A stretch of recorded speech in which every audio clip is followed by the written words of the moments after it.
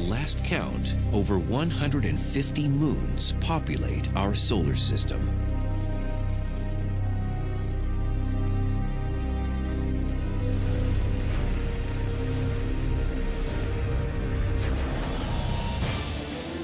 Neptune claims 13 of them.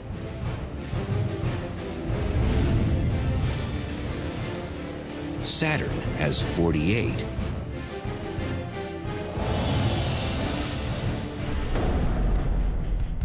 And Jupiter hosts an astounding 62.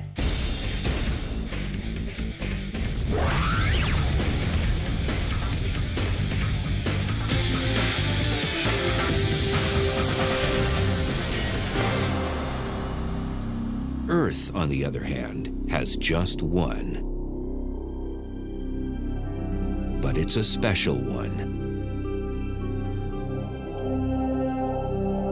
Our moon, Luna, as the Romans named it, is remarkable in its size. It is by no means the largest moon in the solar system. Several others are bigger. One of Saturn's moons, Titan, for instance, is twice the size. But our moon is the largest in relation to its host planet. It's a quarter the size of the Earth. It's really big compared to the Earth. If you look through a telescope at the Earth from a distance, you'd see the Earth and this other big thing. If you look at Jupiter or any other planet, you got the big planet and then little tiny moons right next to it. So our moon is so much bigger, and it's the only one of the now 8 planets that has that situation. The relative sizes of the two bodies are close enough that some astronomers go so far as to refer to the Earth-Moon system as a double planet. The mean distance from the Earth to the Moon is 234,000 miles, a 3-day flight through space. Luna's diameter is roughly 1/4 the size of Earth's, measuring 2,160 miles. A single day on the Moon is the equivalent of 27.3 Earth days. This is because one side of the Moon permanently faces us. Luna is phase-locked with our planet. So the Moon must fully orbit the Earth in order to make one complete rotation on its axis. Sort of like children in a game of Ring Around the Rosie. They always face inward as they hold hands and move in a circle.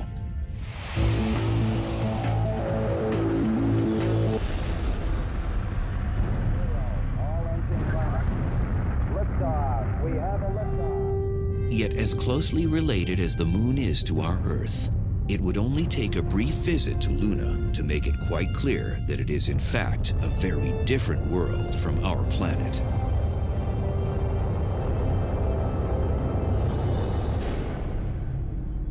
And an exceedingly dangerous place.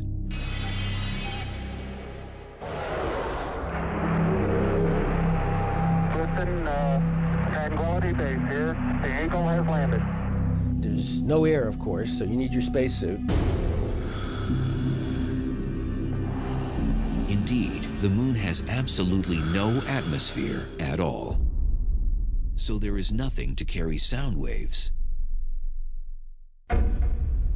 If you were standing on the Moon with a friend and tried to converse, the person wouldn't be able to hear you, except by radio.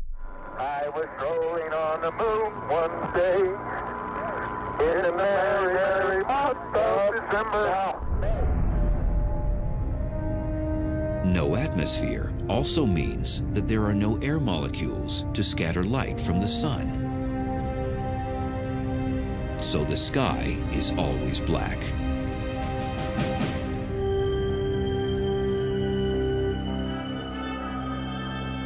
And the landscape does little to help brighten the scene. Kind of monochromatic, you know, not much color there. The rocks are mostly gray-brown colors. It's maybe a little warmer tone in one direction, maybe toward the sun, and cooler tones, grayer tones looking in other directions, but not so colorful. Extreme temperatures would also add to the unpleasantness of a visit. The swings between hot and cold are brutal.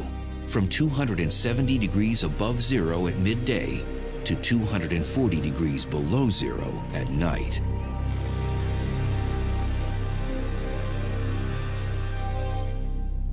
Even the moon's low gravity, just 1/6 of Earth's, could present a hazard to a tourist. A reality the Apollo astronauts kept at the tops of their minds during their many moonwalks. But they realized that beyond the thickness of their visor in their spacesuit was death. Should they do something and fall into a rock and lose their footing and fall and hit an outcrop, this visor could be cracked, exposed to the lunar vacuum. We would have had a serious situation on our hands.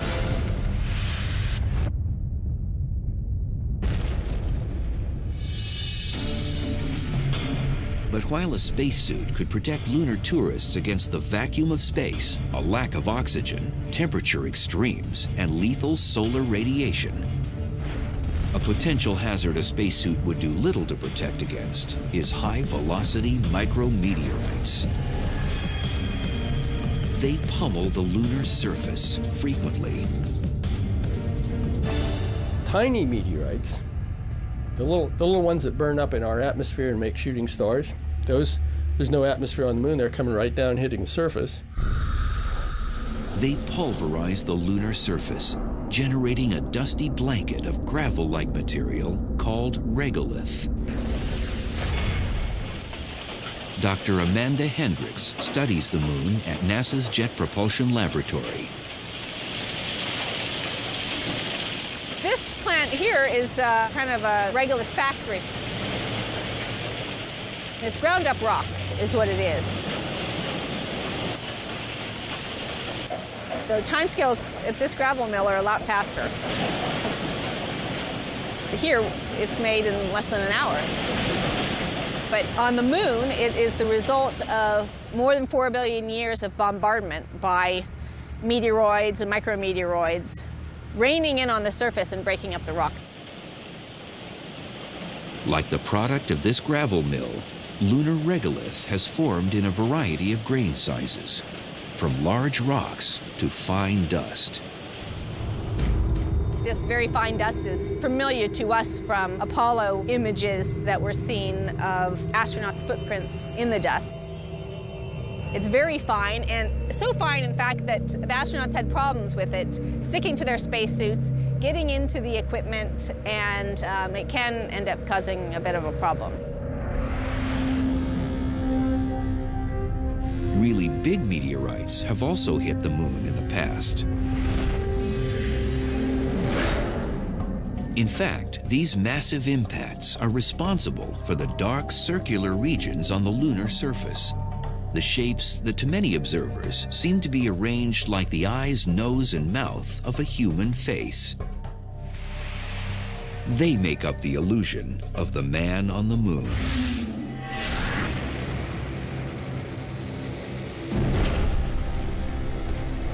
They blasted huge basins in the moon's surface. Some of them are 700 miles across. Dark lava eventually burst through at the impact points and flooded the basins.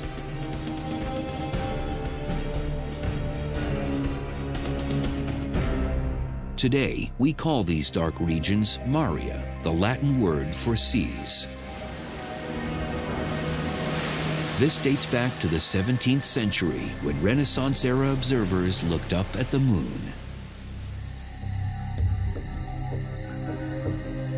They speculated that the dark areas might be oceans, and astronomers of the time gave the many dark spots, or seas, whimsical names. The seas are all named after effects that were once attributed to the moon. So you have the Sea of Storms, and the Sea of Crises, and the Sea of Tranquility, and so forth. Some of the younger impact basins have had less time to erode, so their features are still relatively crisp. One in particular is called Mare Orientale, or the Eastern Sea. It's some 600 miles across, and the impact that created it was so massive and direct, the result looks very much like the bullseye on a target. This Orientale scar is kind of like a bullet shot into glass, where you see all the sort of rings around it and fractures going out. People have often said if that had been on the side facing directly toward the Earth, we might have had a whole different mythology about the moon, because it would have looked like a big eye staring at us.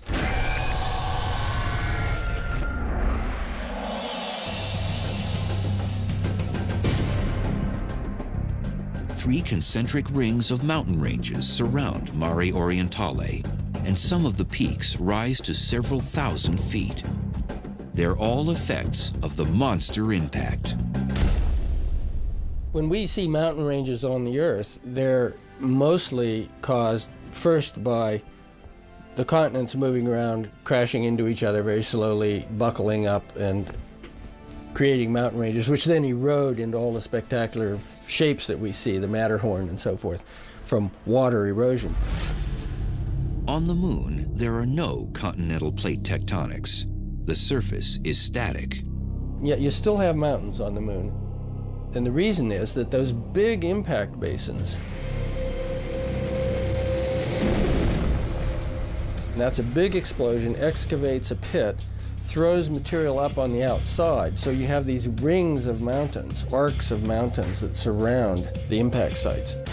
But they're impact features. Again, they're caused by the external forces, not the internal forces. Another notable impact crater, much smaller than Mare Orientale, but every bit as spectacular, is Tycho. Named after a prominent 17th century Danish astronomer, this impact feature is located in the southwestern quadrant of the moon's near side.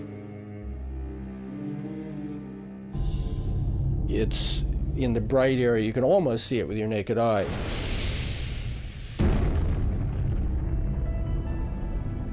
And when that explosion happened, as with many other craters, it shot out jets of bright powdery dust. So there are these rays that go out from it. It's very striking. The rays of dusty, ejected material extend some 900 miles from the Tycho impact site. A mountain of debris also rises from the center of the crater. This is a result of recoil from the asteroid strike. Some of the highly compressed material at the center of the impact site springs outward once the impacting body either ricochets or disintegrates. But long before any of the moon's specific features could be discerned through sophisticated telescopes and space travel, careful observation of lunar behavior and appearance was still vitally important to Earth dwellers.